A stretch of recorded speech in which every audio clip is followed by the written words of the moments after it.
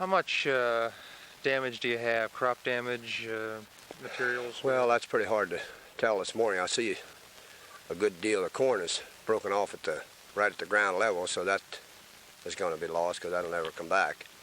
Plus, fences and trees is the biggest thing right now. We have some wild cherry trees down the pasture, and if you don't remove them, as soon as those leaves get dry, well, they're poisonous, deadly poison to cattle.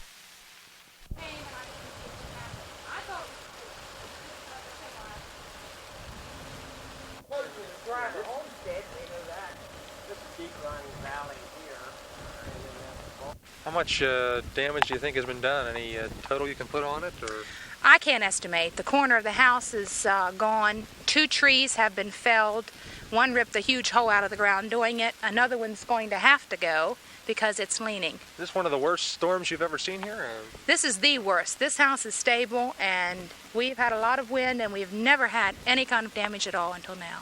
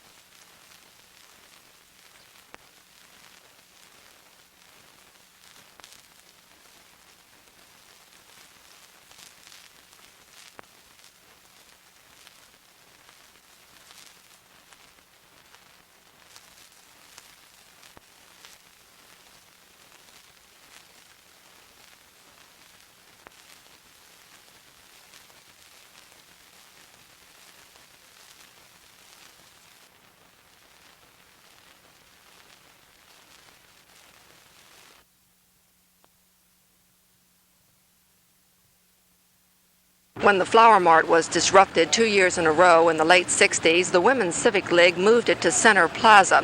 But trouble broke out there also, and so the ladies of the league conceded to the disruptive element and disbanded the 50-year-old Baltimore event. For the past 2 years, a mini Flower Mart has been held in Center Plaza during Preakness Festival Week, and Mayor Schaefer is optimistic that in 2 or 3 years it will be back here in the Mount Vernon Square on the first Wednesday in May. But some of the residents in the Mount Vernon Square area think now is the time for a fun feast, and so tomorrow the first annual Mount Vernon Festival will be held.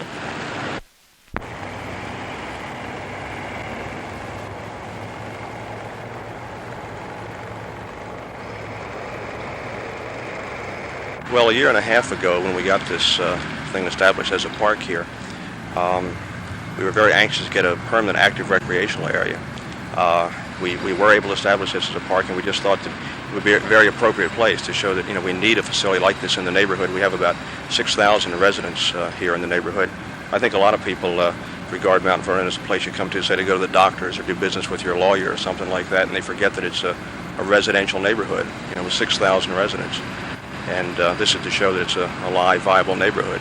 Are you concerned at all with the reputation of the old Flower Mart?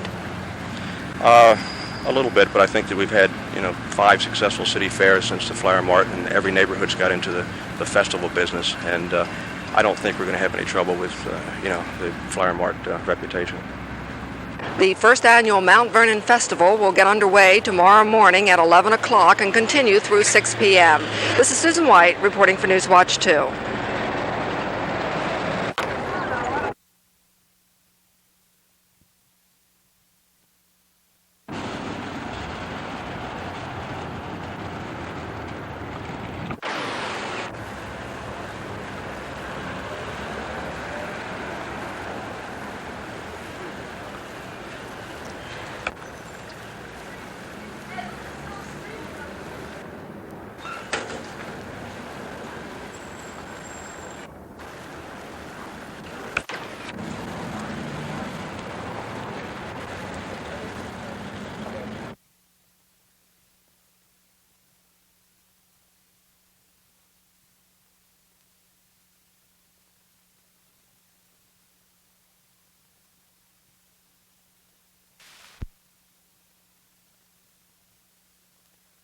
The 8 stood almost silent before Judge Matthew S. Evans as he asked them, did they really mean to plead what they pled?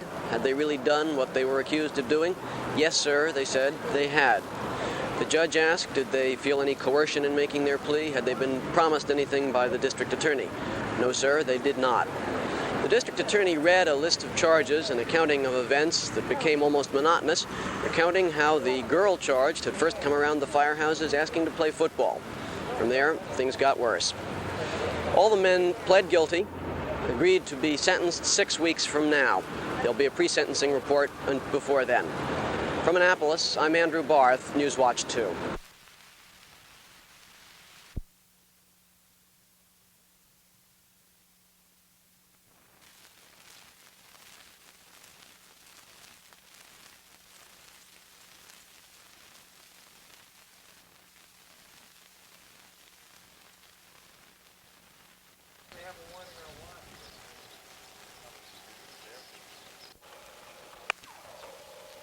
Call him Sam, so call him George. I figured it. I got it right. It's just pretty hard to say because the corn and the barley, I mean, that's more or less an intangible. You can't really estimate it, but I'd say conservative would be, you know, crops and buildings and trees and fences, 50 to 60,000.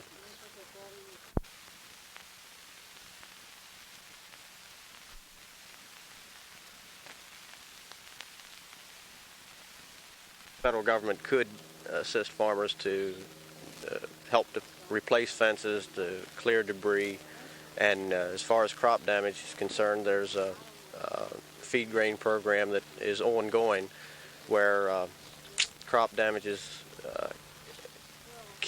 we can help to recover some of the loss if it's really extensive.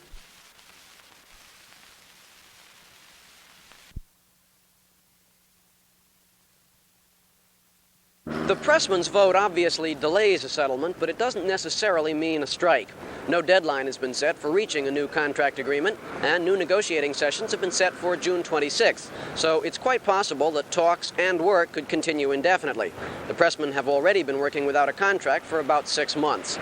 A union spokesman said the membership voted against the proposed agreement because they want better job security and more money. I'm Andrew Barth, Newswatch 2. This is the 13th year for the Annapolis Arts Festival, and as always, it not only provides a picturesque setting for such a festival, but many innovative and creative exhibits.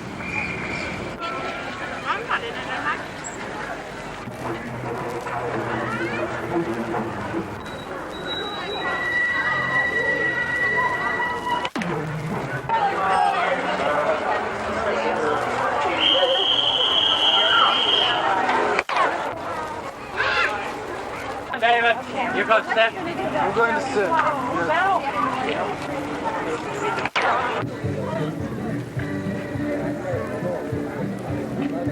It's something that I feel that I've originated. I'm trying to cross Impressionism with realism. The Impressionist attempts to build areas of colors in, and what I'm doing, I sculpt what I do and then I paint it. If you noticed here on the boat, everything is built up in the boat, even the mast of the boat and the people. So I'm just trying to do what I can with what I've got at present.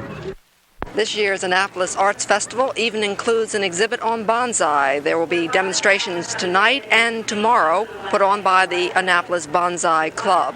This is Susan White on the City Dock reporting for Newswatch 2.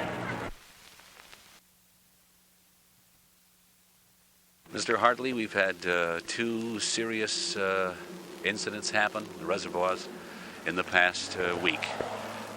Is it the time of year for it? It's definitely the time of year. Usually the last, about the 1st of June until school was out is our most critical time. Mm-hmm. You mentioned in the chat we just had earlier that a lot of times it's the experienced swimmer. There's a lot of hidden problems under these waters. Well, you have debris that washes in from time to time with the storms. You have monofilament fishing line discarded by fishermen. You also have the temperature changes as you go into the deeper water. Mm-hmm. What do you think is the attraction in coming out here with so many swimming pools that are clear and neat and so perfect all over the place? It must just be the added adventure or the quiet setting when there's, they think kids feel there's no one to harass them, and just what the attraction is, I don't know, but it's a very dangerous place to swim. What final bit of advice would you have for the parents of these young people? I would suggest that when the young people, if they do tell their parents they're going swimming, to take the time to ask just where they plan to go swimming, and just try to follow up on it, because their child could be next.